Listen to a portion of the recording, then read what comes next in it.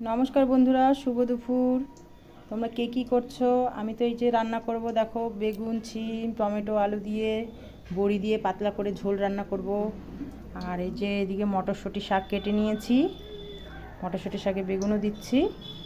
তো মটরশুঁটি শাক করার জন্য কড়াইয়ে তেল দিয়ে দিচ্ছি, শুকনো লঙ্কা দিচ্ছি একটা ফোড়ন, একটু কালো জিরা দিব,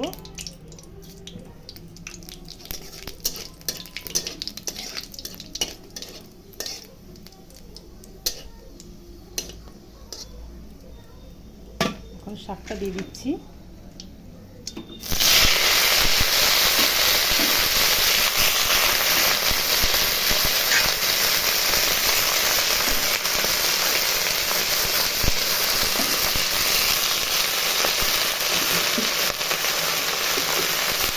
মতো নুন দিয়ে দিচ্ছি, একটু হলুদ দিয়ে দিচ্ছি। শাকটা একটু নাড়াচাড়া করে একটু ঢাকা দিয়ে দিবি, তাহলে বেগুনগুলো সেদ্ধ হয়ে যাবে।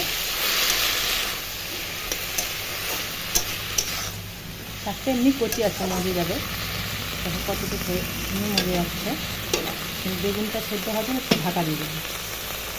ঢাকনা নামায় দেখো শাকটা অনেকটা মজে এসেছে, বেগুনগুলো সেদ্ধ হয়ে গেছে। ভালো করে শাকটাকে ভাজা ভাজা করবো, নাড়তে নাড়তে ভাজা ভাজা করতে করতে তারপরে নামিয়ে নেব।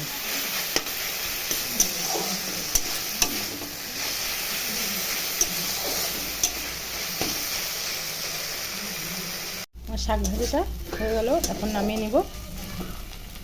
ভাজাটা নামিয়ে নিলাম, এখন সবজিটা করব। তো কড়াইয়ে তেল দিচ্ছি, গরম হয়ে গেছে। এখন শুকনো লঙ্কা দুটা ছিঁড়ে দিলাম, এটা একটু ভাজা হোক। একটু কালো জিরা ফোড়ন দিলাম, বড়িগুলো দিয়ে দিচ্ছি।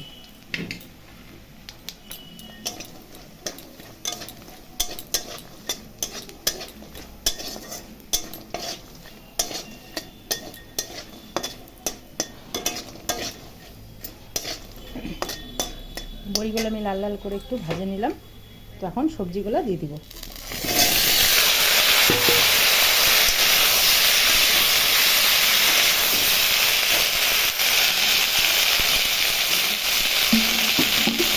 স্বাদ মতো নুন দিয়ে দিচ্ছি, হলুদ। সবজিটা এখন ভালো করে নাড়াচাড়া করে একটু ভাজা ভাজা করবো।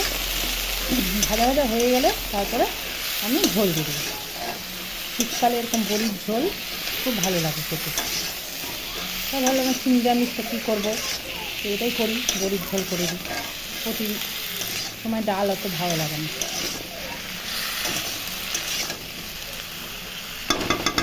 তো নেড়ে চেড়ে নিলাম, এখন ঢাকা দিয়ে দিচ্ছি বন্ধুরা।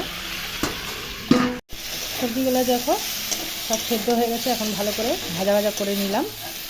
তো এখন একটু ঝোল দিব, মাখা মাখা রাখবো তরকারিটা।